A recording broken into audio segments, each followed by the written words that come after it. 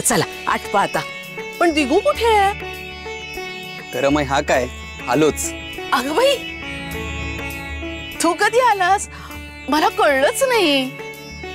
रमाई तुम्ही तिघी तर साक्षात लक्ष्मी स्वरूप दिसताय.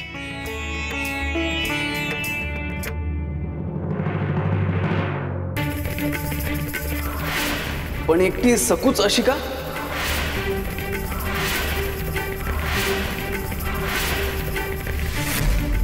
आजच्या दिवशी हिने दागिने घालायला नकोत का रमाई?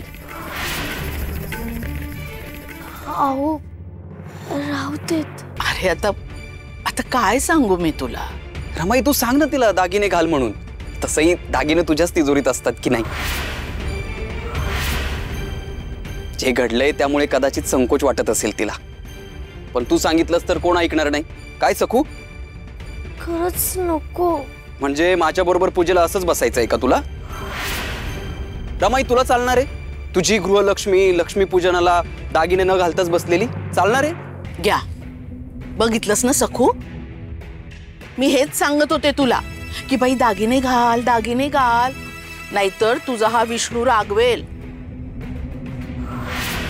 बघ रागवला की नाही. अगं तिजोरीही कमी पडेल इतके दागिने आहेत आपल्याकडे, पण हे दागिनेच घालायला मागत नाही. दागिने द्यायला गेले तर नको सासूबाई असंच चालू असतं.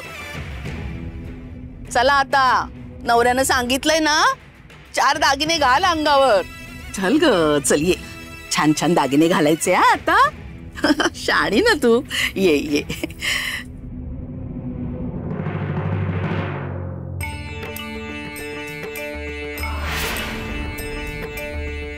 सखू सगळी तयारी कशी मनापासून आणि अगदी छान करते नाही?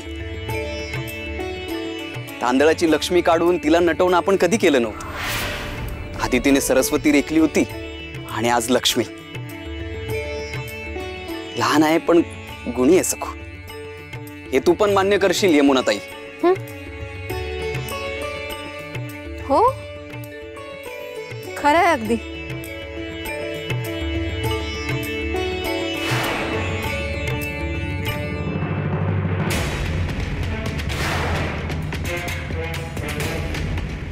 दागिने हवेत तुला?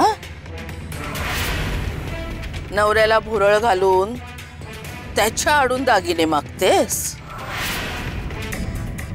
बैल झालाय त्याचा. बुगू बुगू करतो तो.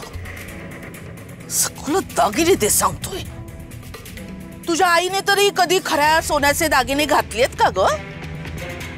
घालणं सोड, पाहिले तरी आहेत का ग? मग तुझ्यासारख्या भिकारडीला दागिने देऊन माझे दागिने विटाळू?